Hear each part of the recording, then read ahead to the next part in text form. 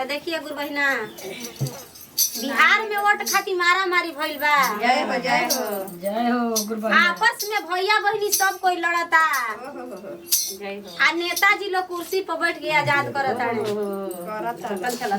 तो देखिए गुरु बहिना का कहताड़ी अपना गुरुजी से कहताड़ी कैसे अरे देशवा के बर्बाद